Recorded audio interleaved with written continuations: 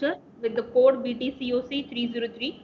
Totals we have total 6 units we have, and whatever the data structures are there that we are going to study over here, plus some searching sorting techniques, some information of array, some linear and non-linear data structure like stack, queue, tree, graph, then methods to implement this data structures like array and linked list. Okay, so this is the basic syllabus of your data structure. Also we have a practical for data structure, and this is a tentative list. I will be sharing the final list of data structure uh, that you are supposed to implement in this semester as a subject. Okay. Uh, then we discussed already about what is data information, uh, how the data is organized, what is the meaning of data structure. We have basic primitive and non-primitive data structure, where primitive are the basic one which are directly operated on a. I request all participants to mute your audio. There is some background noise. Please mute your audio. Uh, okay, who is this VH Vijaya Lakshmi Hiremat? Please mute your audio. Okay, thank you. We started with this linear non-linear data structure. Just 1 minute, I'll revise it. Basic data structures which are directly operated on a system are primitive data structure, and non-primitive data structures are the structures that we are using with the help of primitive data structure. Again, it is characterized into linear, non-linear data structure. Why the name linear and non-linear is because the sequence or the method in which the information is getting stored, either sequentially or in a non-sequential manner, depending upon this, the data structure is getting characterized. For this, we discuss this example, the basic data structure, stack, queue, tree and graph. Whether the stack, queue are what we can say, these are linear one, but tree and graph are non-linear data structures. Okay. Then what is the meaning of data structure? It is the way of organizing of data so that it will be very efficient, sequentially organized manner, so user can access it very efficiently. So this thing you have to consider whenever any information you are supposed to organize. Okay. Okay, we'll come with the last lecture, whatever we discussed. We are at the representation of information. Okay, is my screen is visible? Anyone, please unmute yourself. Yes, ma'am. Yes, ma'am. Okay. Representation of information is nothing but uh, we have everything, the data, it is either 0 to 9 or it is the alphabet. Okay, so there are various methods that we are using to represent the data into the computer. The basic thing is the basic unit of information is 0 and 1. Everything, the data is a combination of 0 and 1 with multiple 0, 1 or alternate sequence depending upon which information you are providing. So the basic 8-bit we are combining, which is called as a 1 byte of information. Usually we call it as a character. Okay, so representation of information is getting divided into 3 parts. One is integer, real number and character representation. In integer representation, can anyone tell me what we discuss in integer representation?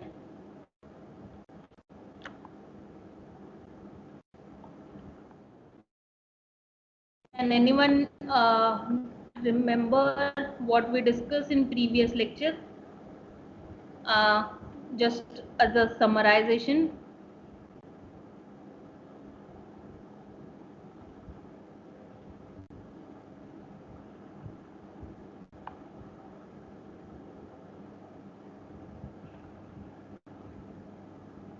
Anyone can unmute yourself and tell me what is the information, integer representation. See, for integer representation,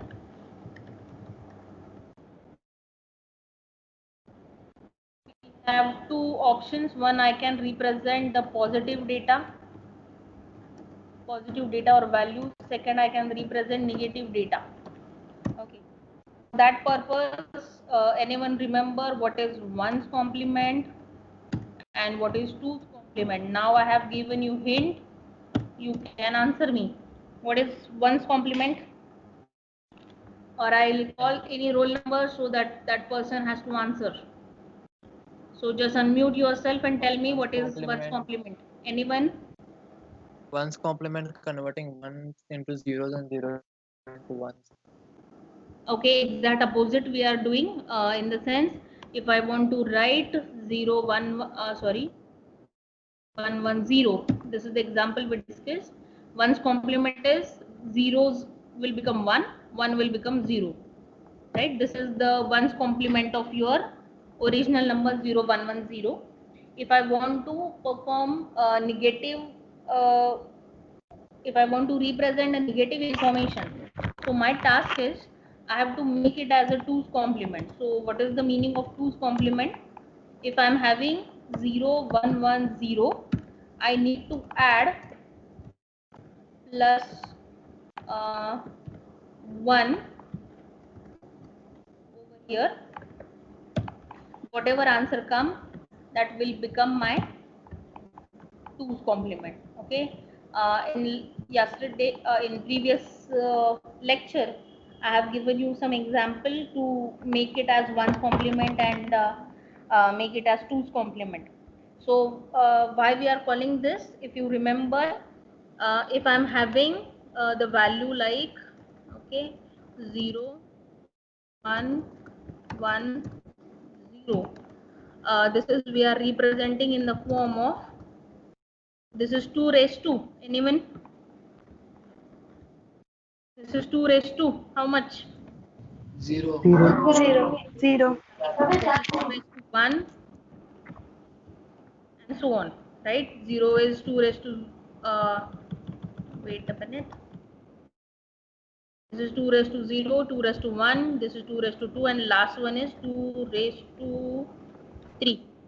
Am I right? 0 1 2 3. Okay, so depending upon this you are making the value, and with the help of this I can say that the value 0116, it is nothing but is equal to 6. Why? Because you have to take only these two components, 2 raised to 1 and 2 raised to 2.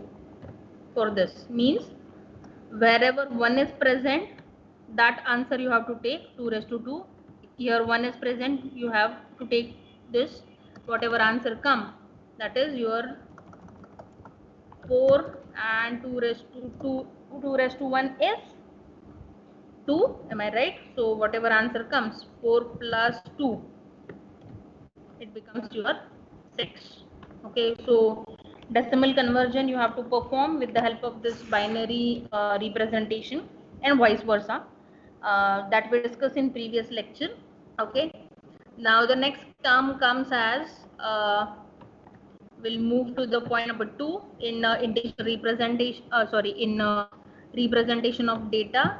The second point is real number, real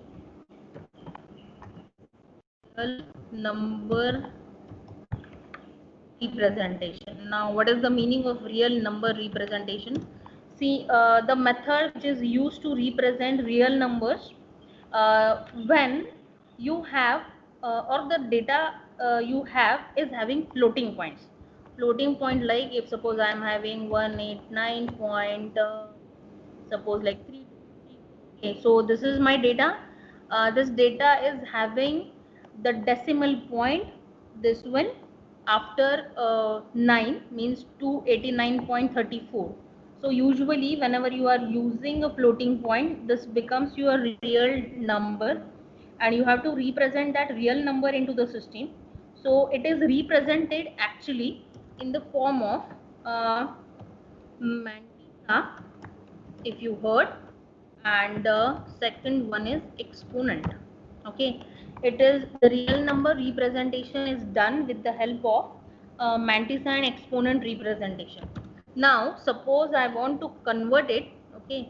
I want to convert this number, or if I want to represent this number, how I will be writing? I am writing like 28932 multiplied by, or multiplication symbol, 10 to minus 2. Okay, 10 raised to minus 2. Okay, this one is 10 raised to minus 2. Can anyone tell me what I did? I have represented this number in this format. What is the meaning of this? I have shifted this decimal point here, one after 3, next one after 4. So how many number of digits you have shifted it to the which the side is right hand side. Okay, the side is right hand side. If you shift this 2 digits from this location, how many number of digits you shifted, that will become the raised to number. Okay, that will become a raised to number. So if I have shifted it to the 3 digit, okay, suppose for example I am having this number, okay, 45. So I have written it like 445. So what will be my answer? Tell me. 10 raised to minus 4. 10 raised to minus 4. Yeah, 10 raised to minus 4. Meaning, how many number of digits I have shifted it, it becomes your raised to wala number. Okay, 10 raised to wala number. Now in this, when I convert this number in this format, I have represented my real number. Okay, this is my real number, and real number representation is given like this. When you perform this, what will happen? Your mantissa in this case will become, mantissa is equal to, what is this, 2893445. This will become your mantissa, and minus 4, this will become your exponent. Okay, so this is called as a real number representation. Whenever we are representing the numbers which is having floating point values, we have to represent this in the form of such a method of mantissa and the exponent part. Okay, next one. Okay, getting any point, any doubt in this? Okay, I forgot one thing. Yeah, in this, if suppose I am shifting the value, this value, if suppose I am shifting it to the left hand side, this minus will no longer be the minus, it will be simple 4. Okay, now what is the meaning of this? If I am writing 2 8, this will become your 0.289345 multiplied by 10 raised to, how much number I have shifted? 1 2 3. So it will become your 10 3. Getting the difference? Any doubt over here? If I shift the decimal point to the right hand side, your exponent become negative number minus 4 like this. If I am shifting decimal point to the left hand side, your number become a positive number. The exponent number wala number will become a positive number. Okay, so that is the difference when you are representing the real numbers into the system. Okay, so it is called as a real number representation. The third one, okay, I'll show the third one. The third one is called as a character representation. Okay, so what was what we discussed? The first one is integer representation.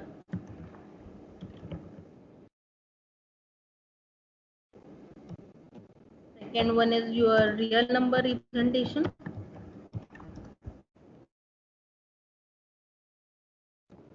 And now third one is character representation.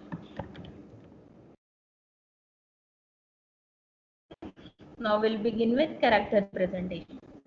Okay, for that purpose, there is a concept called as ASCII.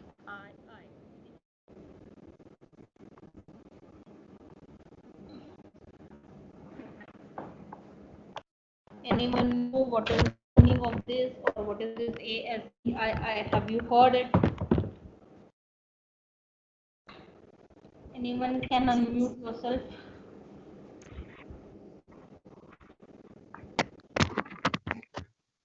American Standard Code for Information Interchange. American Standard Code for Information Interchange. Okay, right? Okay, so character representation is always consideration of ASCII numbers. Okay, now ASCII numbers in the sense, if I am writing the numbers in a small alphabet A, B, C, D, will have a different ASCII number, and if I am writing capital, I have a different ASCII number. Okay, meaning ASCII number or ASCII representation of small a is equal to 97, and ASCII representation of capital A is equal to 65. Okay, internally your system identifies the alphabet in a what we can say in a ASCII numbers. Okay, 97 and 65. For that purpose, okay, what we usually do, can anyone write the code in the sense, if suppose I have declared, I hope this was there to you in a first year. If I'm writing character C is equal to this.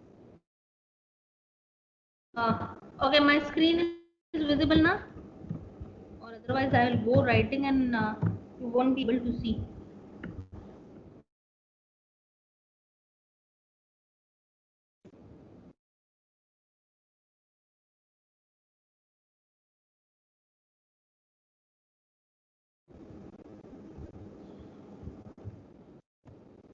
Okay, this is my code. Tell me, anyone from you, what is the answer? What your printf statement will print? A. Yeah, the output of this line is capital A. Means this percentage C is replaced with the value of the C. C is holding the value A.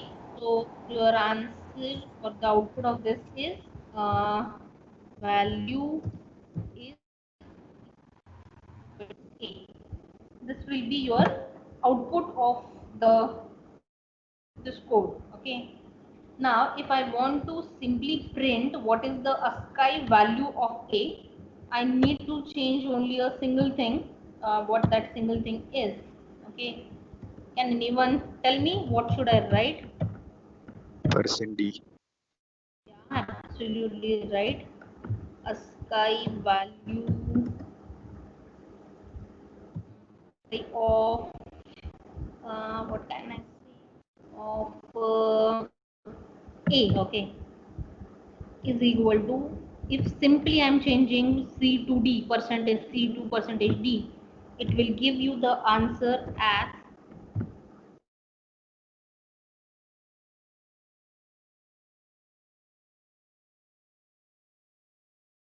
print 65. Okay, meaning still you have stored character value for C, small c, C is equal to A. Yeah, C is equal to A in the sense this one. Okay, still you have written this,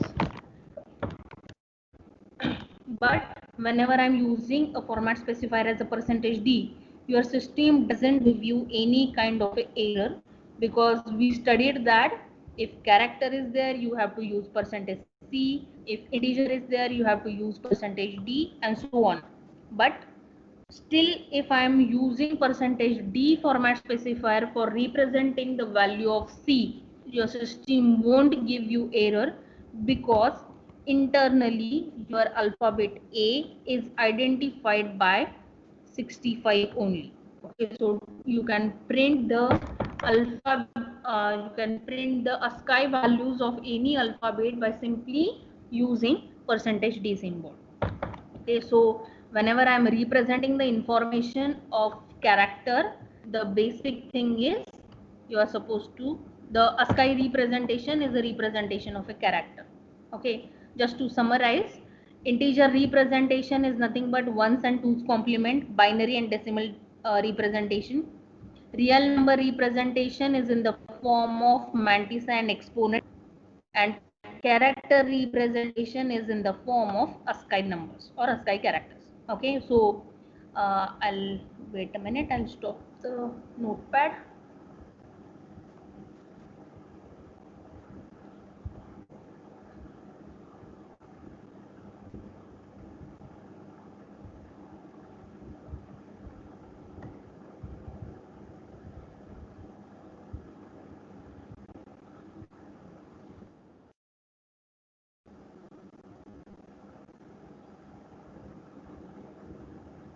Just give me 1 minute, I'll open PPT.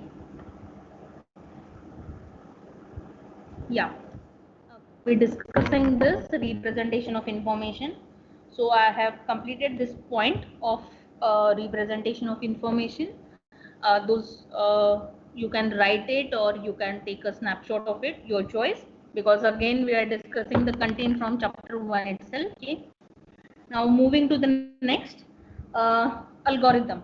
Okay, so what is the meaning of algorithm? There are simply two definitions. We can say that anything, if I want to perform, I have to go by some kind of a steps or sequence.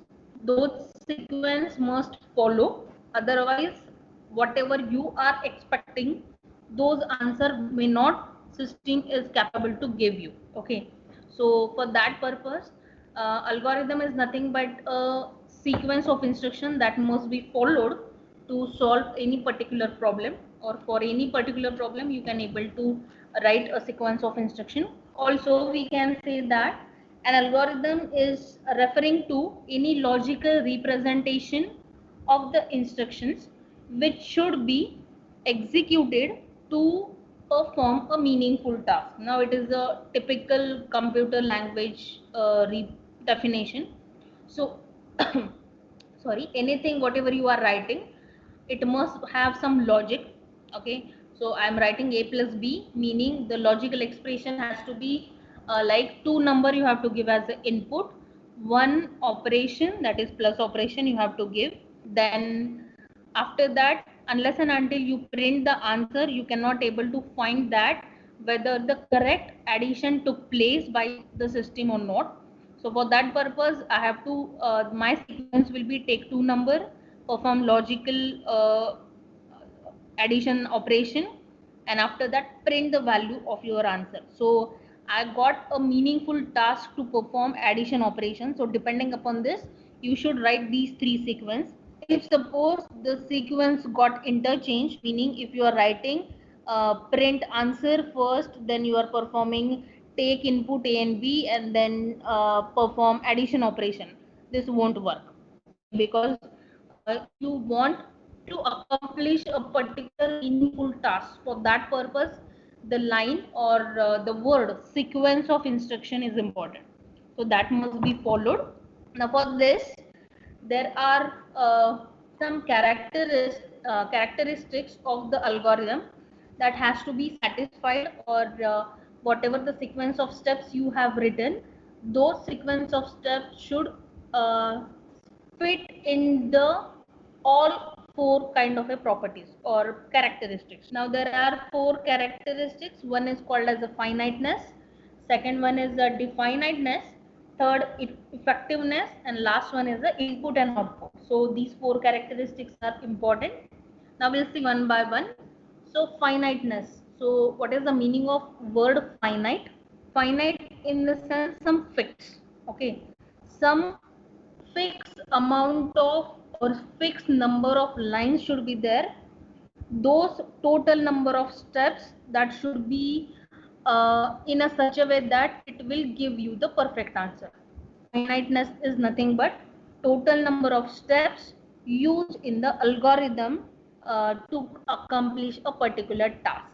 Okay, if you your algorithm or your program should not like this, for very small operation if you want to perform and you are writing such a big long program. No, this should not happen. If you are writing a long program in the sense, or if you are writing a long sequence in the sense, what will happen? You are unnecessarily wasting the time of a user. The programmer who are writing this program will waste its own time.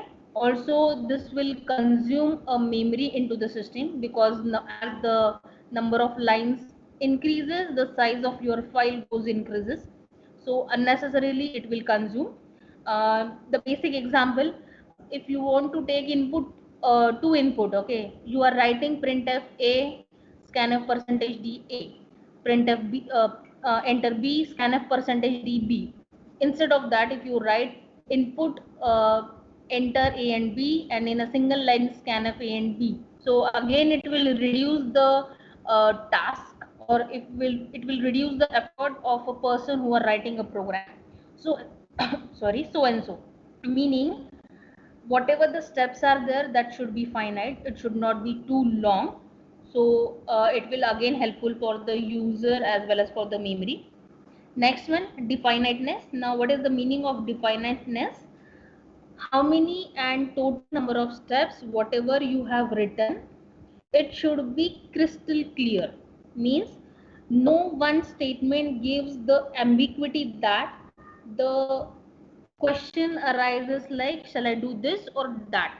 Okay, any complete statement or any statement must have a perfect and of a single meaning. This should not be ambiguous. Okay, so each step of a algorithm must be crystal clear, and should not be ambiguous. Okay, that is the definition of definiteness. So the programmer who is writing, okay, see, before program we first listed out all the steps, right? So that's why the algorithm comes before your program. So unless and until you write down the steps, or you cannot get the information about how to write the program before finalizing what will be the steps, you cannot able to write your program. Okay, so that's why algorithm always comes before your program. So these two properties, finiteness and definiteness, important. Effectiveness, what is the meaning of effectiveness? Every step must be essential and basic. Essential and basic in the sense, there you should not remove any of step which is necessary into your program. Okay, the code should be so effective that whether n number of test cases you tried, it should not collapse. Okay, now if I'll give you the example, if suppose I'm writing instead of integer, if I'm declaring double, what will happen? I can able to perform addition of integer value as well as the floating point number. Okay, double, and if I write it float, okay, I can able to perform addition. But whenever I'm writing only, or I'm declaring only integer, and I want to perform addition of 2.5 and 2.5, what will happen? Your program runs, okay, but it won't give the answer after that decimal point. Okay, 2.5, 2.5, it your answer must be, if your input is in a floating point number, your output should also be in a floating point number. It should not be a rounded value like a single digit integer. Okay, so effectiveness in the sense, whatever your test cases are there, means I don't know whether the user going to perform addition of only integer and or the addition of only floating point number. So the best example I can give you, the calculator which is there in your mobile, or every or a normal calculator. The calculator is designed in a such a way that it whatever the input user give, it will perform the operation, right? Your calculator don't give the message that don't enter a floating point number, or don't enter a double, or such bigger values. Okay, it don't ask you any limit on it. Okay, so the one who are designing such kind of a code, it should be so effective that, and it should perform all the operations. Every operation must be, and every step must be basic and important. Okay, you should not omit any particular and jump to the next step. So the effectiveness of a code or effectiveness of a program, it will be helpful if only the steps in the algorithms are effective. Okay, then and then only it will get reflected into your program. So effectiveness is the basic property or characteristics of the algorithm. And the last one is input and output. Yeah, this is the very basic one.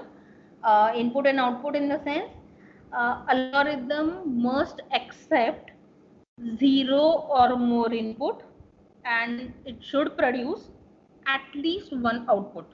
Okay, if you are writing a code which is not providing any output, so what is the use and why we are writing it? So the condition is your algorithm must accept 0 or more input, but the condition for the output is output should be at least 1.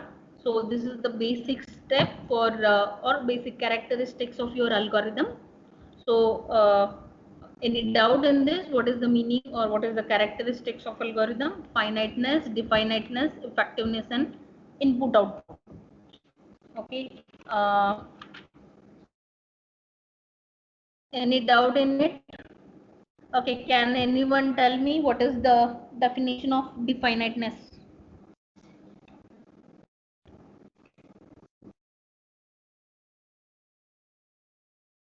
Okay, instead, what I'll do, I'll write something in chat. Okay, you give answer in a true or false.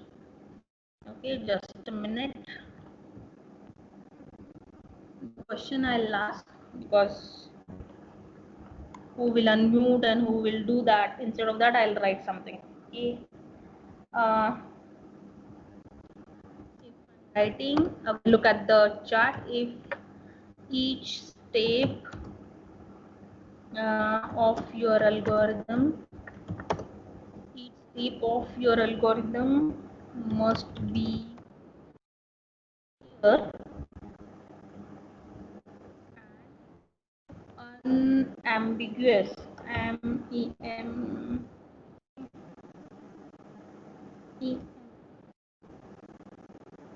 Unambiguous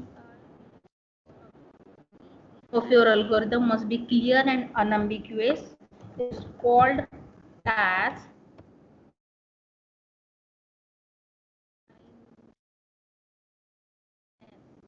a true or false. Okay. Each step I have written one statement in the chat box. Just open it and give the answer true or false. Yeah, it is there in the chat box. Yeah. Each step of your algorithm must be clear and unambiguous. It is called as a finiteness.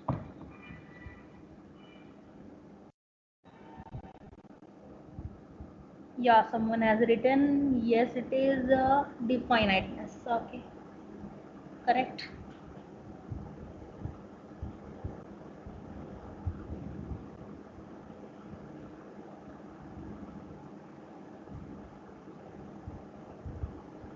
It's definiteness, right?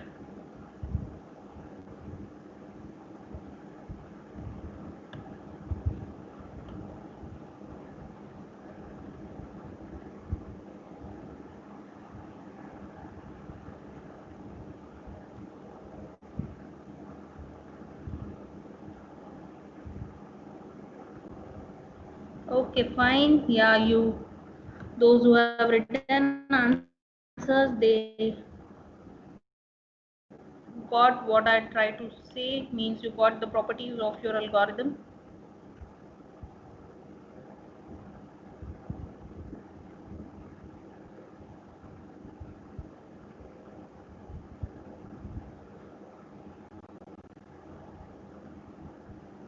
Okay, thank you. Stop writing, stop typing, or stop writing.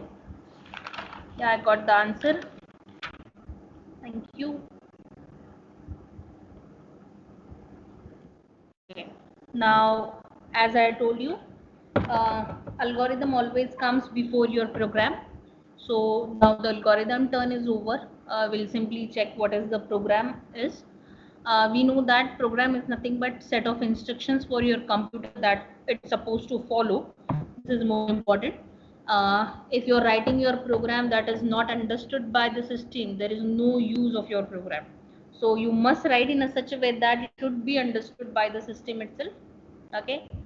Next to that, the machine cannot read your program directly because it only understands machine code, and the basic difference is a user is not so strong to remember each and every code that is represented for our information.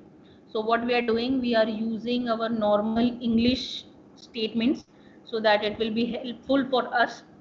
English statements in the sense like we are using a printf. Okay, printf is simple normal English statement.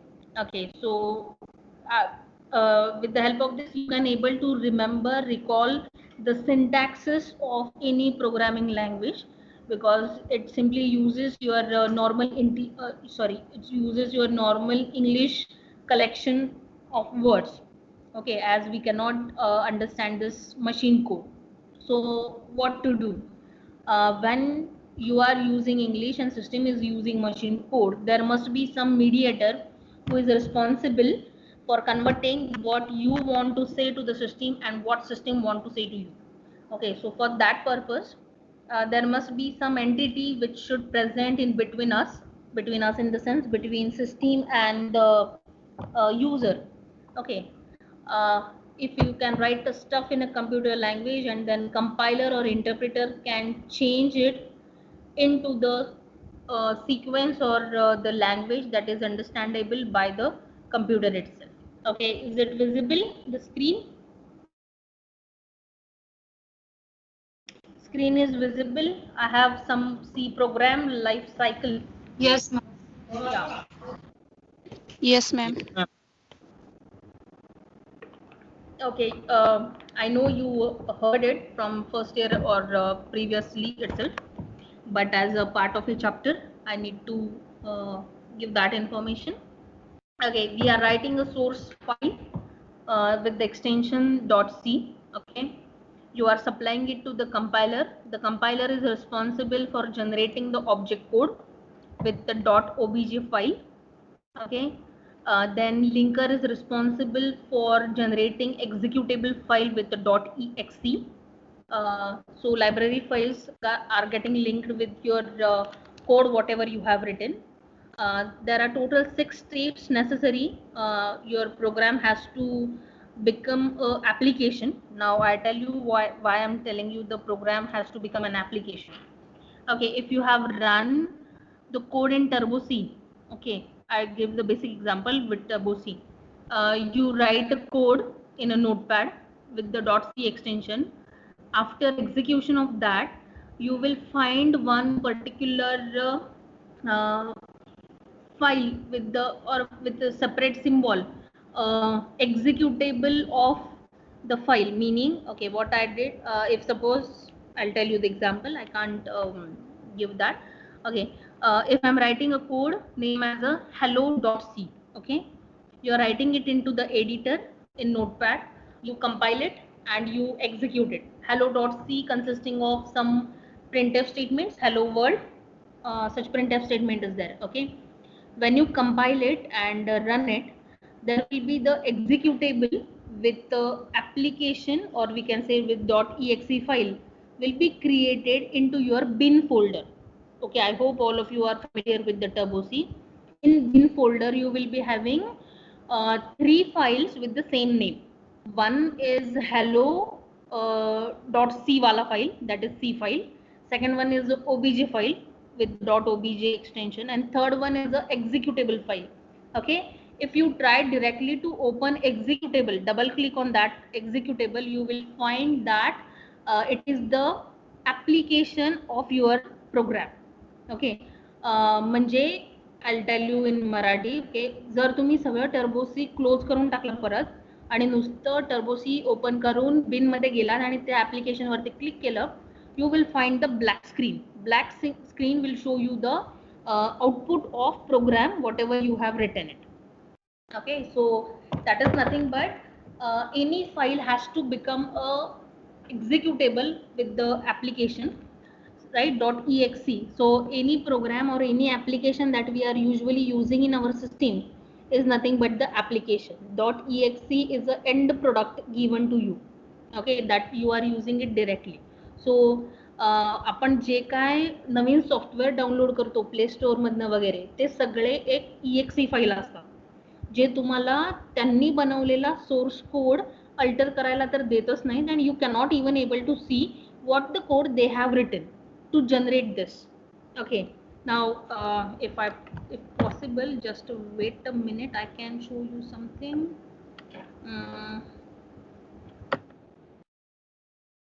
Just wait a minute, I'll stop sharing.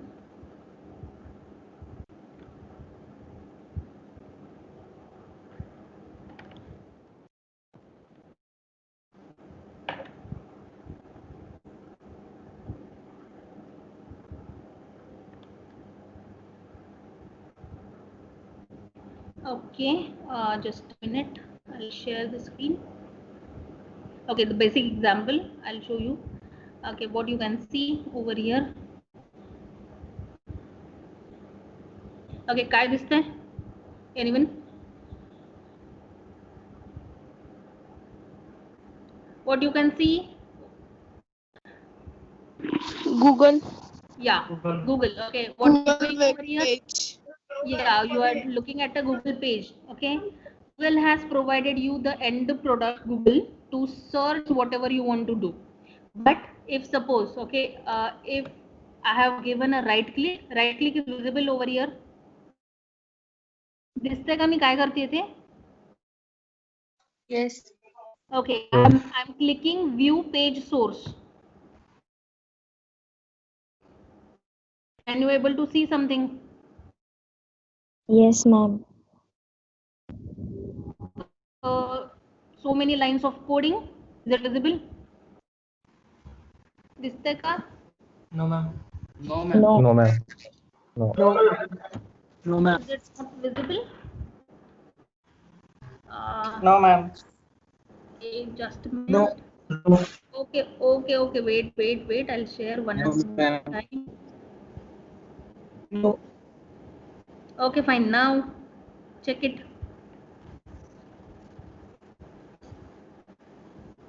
Visible now? Yes, ma'am. This is Yes, it ma'am. Yes, visible? ma'am. No, ma'am. Just it will take some time to appear on your screen. Just wait. Yes. Yes. Yes. Okay. So Yes. whatever. Now this is a simple one page. I have a bigger page that if I scroll it down, it may not appear to your screen. It is so long coding for just a single Google page that I have shown to you. Okay, this Google page where you enter, Google page is visible now. Yes, ma'am. Okay, for this Google page is nothing but the end product that you are directly using it. But for that purpose, whatever the coding has done, that coding just I have shown you a bigger lines of code.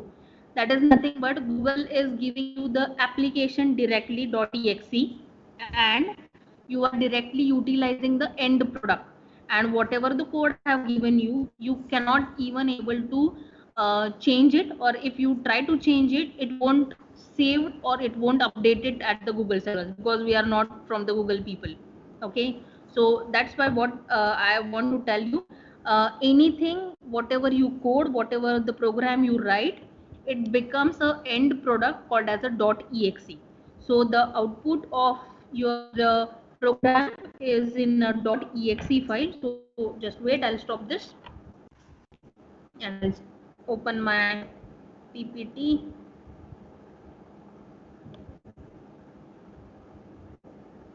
Okay, I hope now PPT is visible. Okay, so at the last, whatever exe file will generated, this is the product. So ज्यांच्याकडे turbo सी असेल त्यांनी किंवा ज्यांनी Unix मध्ये पण try केला असेल, Linux मध्ये वगैरे, जे काय तुम्ही a.out करून जी फाईल नाव देता ते तुमचं प्रोडक्ट क्रिएट झालेलं असतं, ते बिना फाईल ओपन करता, बिना त्याला कंपाईल करता जे काय प्रोग्राम तुम्ही एकदा रन करून ठेवलेले आहेत ते एकदा डायरेक्ट ओपन करून बघा, तुम्हाला आउटपुट स्क्रीन आत्ता पण दिसेल.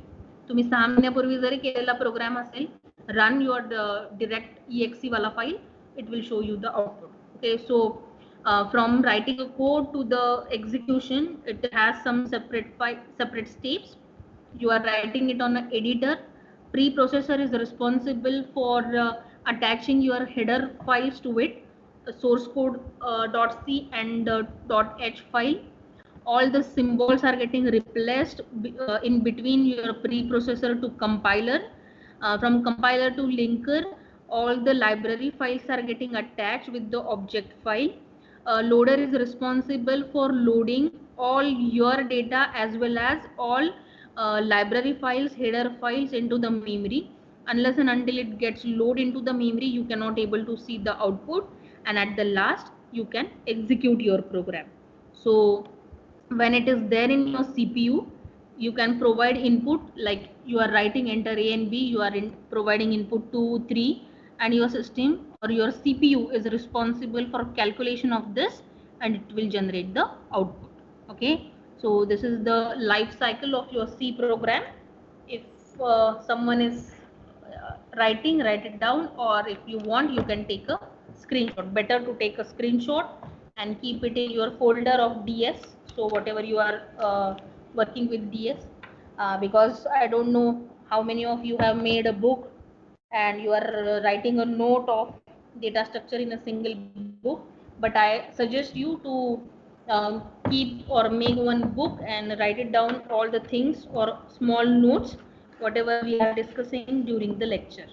Okay, so any doubt over here?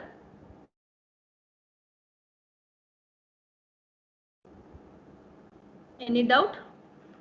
No, ma'am. Okay, so take a screenshot of this. See, your next lecture will begin at 11:15, immediately after this 10 minute. Okay, instead of 10:30, sorry, your timing is 11:30, na? Okay, it will start at now it is 11:05, na? Okay, 15 minute break, it will start at 11:20. Okay, so I am stopping over here. Okay, we'll meet again at 2:30 or not 2:30, we'll meet at 2:45 up to 4:30 for the practical. Okay, getting any doubt? Shall I close the session?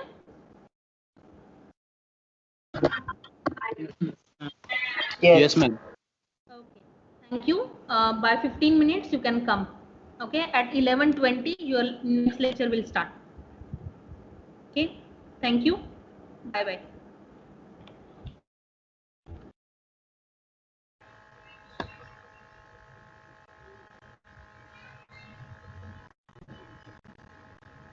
Hello. Hello.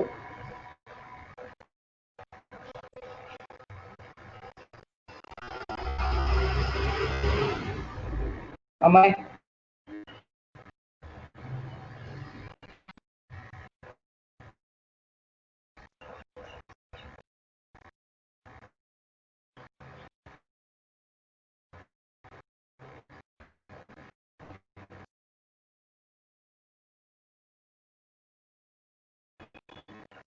Am I?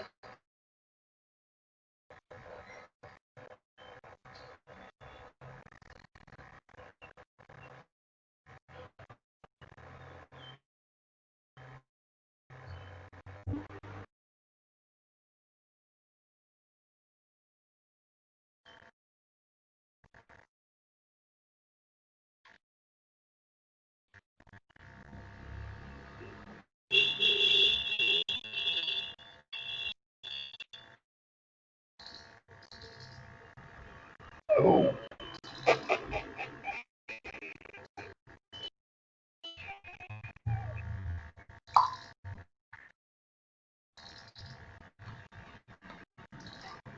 Hey, Vishal.